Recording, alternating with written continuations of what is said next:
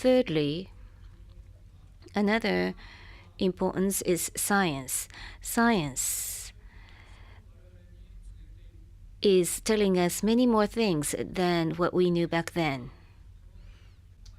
So I will spare the details, but it's very obvious and explicit.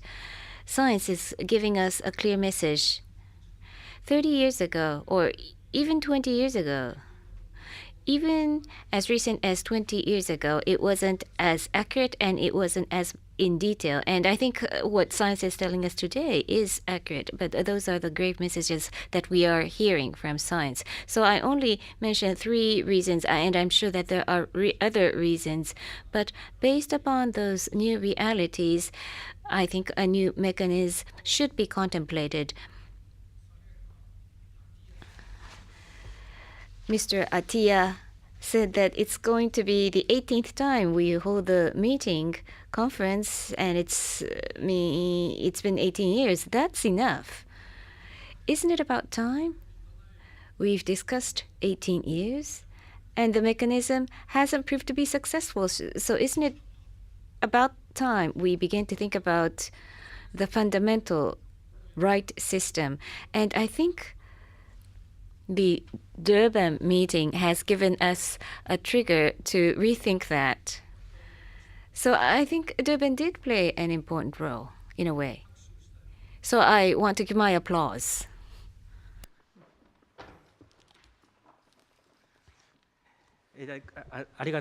Thank you very much, Ambassador. Now, in concrete way, what kind of new regime can be contemplated will be the next question for the next round. But before that, I would like to invite Ambassador Tyndall. Thank you. And I can see I'm in a great position at this end of the table. I'm going to have the last word on each of the questions. I am going to take a glass half full, in fact, even a glass 3/4 full position in terms of the outcome at Durban. And I would echo the comments that Alf Wills made, that with the progression from Copenhagen to Cancun and now to Durban, we are very well placed to find a global response to the global challenge of climate change. So I think from New Zealand's perspective, the outcome at Durban could be described as being as good as we'd hoped and better than we'd expected. We had said before Durban, there had been very strong calls from many countries during the course of the year for a second commitment period under the Kyoto Protocol to be the main outcome from Durban. And we had said that the outcome had to be Kyoto plus. And that was because it was clear that Kyoto Protocol's second commitment period could not in itself be a global answer to that global challenge. At best, we now see that a second commitment period would cover only 16% of global emissions. So it's a partial answer, but it's far short of a full answer. At Durban, as Alf said, we got a very substantial package of decisions taken that reflect a very careful balance of interests. Nobody got everything that they wanted, but everybody got something of what they wanted, and there are still some issues to be determined.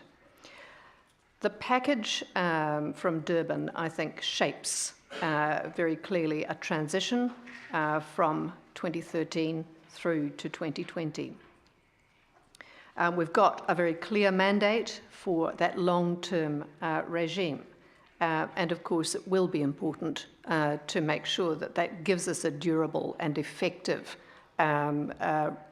way of responding to climate change. But I would not like people to think that there is an impression of a vacuum, of nothing happening between now and 2020. because it's very, very, very far from the truth.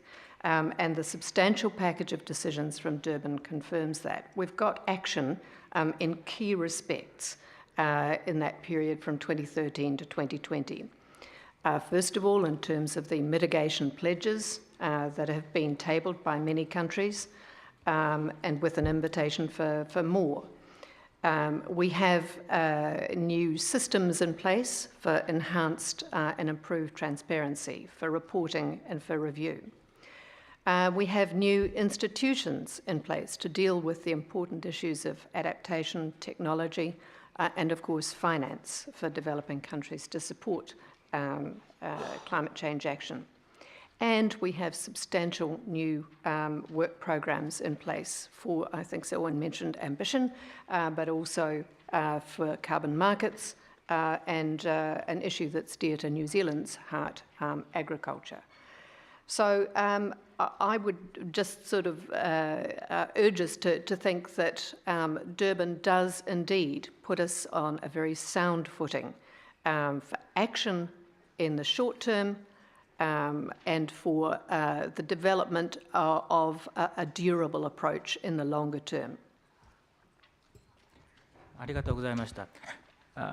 Ambassador Tyndall、一つ質問ですが。I have one question. For New Zealand, the second commitment period, what is the position of New Zealand vis-à-vis the second commitment period?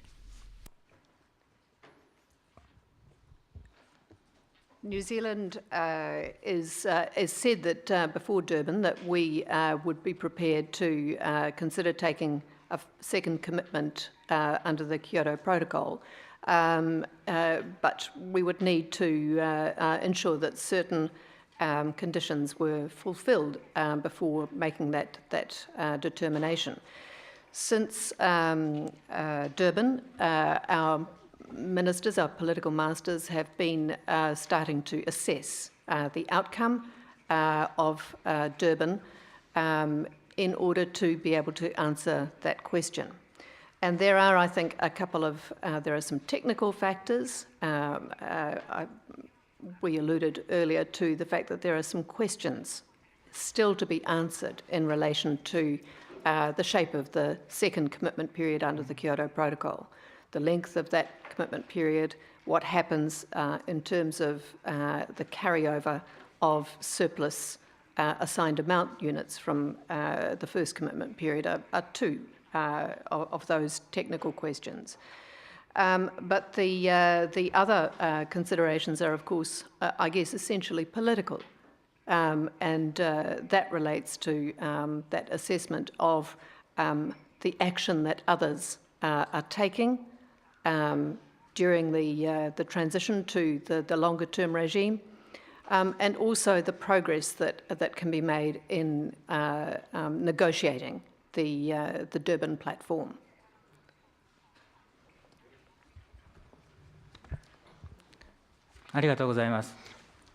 Thank you very much. Now may I move on to the next theme.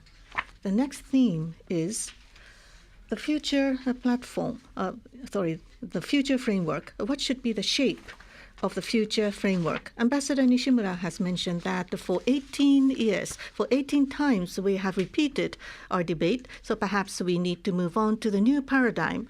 It is about time to do so. So looking at the Durban Agreement, there may be some elements that could form the basis for debate on the future framework. One is the legal form. One element is the legal form. Should it be the protocol, or should it be a different legal instrument? Or should it be legally binding or not? And as was also mentioned during the framing presentation, up until now there has been the dichotomy and binary division between industrialized countries and the developing the countries, the CBDR. But CBDR is not alluded to in the Durban, the outcome document. So what is the relevance of that? And furthermore, the differentiation of responsibility, and the other side of the coin of this would be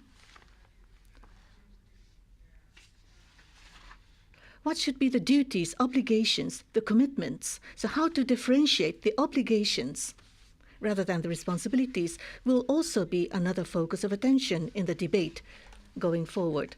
So on the structure of the future framework, I would like to hear the views of the panelists. So, Mr. Asen, please. Actually, in my introductory speech, what I said earlier, that when I will speak on climate change issues, I'll keep my country in front of my sight. As because whatever the legal framework would be framed in the near future or not. But we are very much concerned about the existing situations prevailing in our country due to climate changes. We do not want so many debates, what would be the frame, what would be the shared vision, what would be the agreed outcome. This is less important to us. We want to see the ultimate result, what we can get from the climate change issues and this type of symposiums or talks.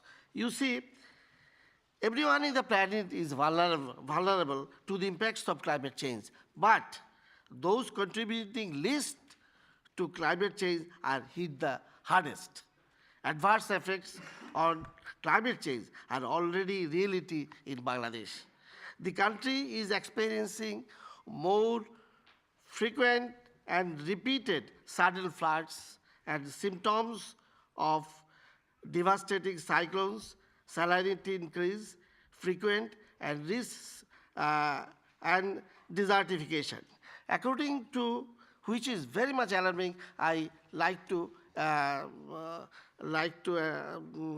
attract the attention of the audience. That according to scientific findings, with one more sea level rise, a fifth of Bangladesh will go under the sea. I think you can feel what alarming the news is. 40 million people in Bangladesh would lose their livelihood. 30 million would be displaced by 2050 and which require relocation with the country and beyond. These environmental refugees are already swelling our urban slums. We want to have regional and international cooperation in many areas, including displacement of population. During the last 20 years, we have done our duties. What moderator said earlier, that what we did and what is our responsibility. Being a developing country, being a part of the LDCs, during the last 20 years, Bangladesh has made significant progress in some of the areas of Millennium Development Goal. Particularly, we have achieved success in the field of education and child and maternal health. As a nation, we are trying to lift us to a middle income country by 2021. But all our nation efforts are being interrupted due to increased natural hazards, which are created due to adverse impacts of climate change. We shall still in the rehabilitation process of the two severe cyclones. Probably all of you have known that cyclones of Cedar in 2007 and cyclone of Ayla in 2009. So you see what is the reality in our country. I want a direct result. I want how we can be helped by the developed countries and other developing countries. Thank you very much.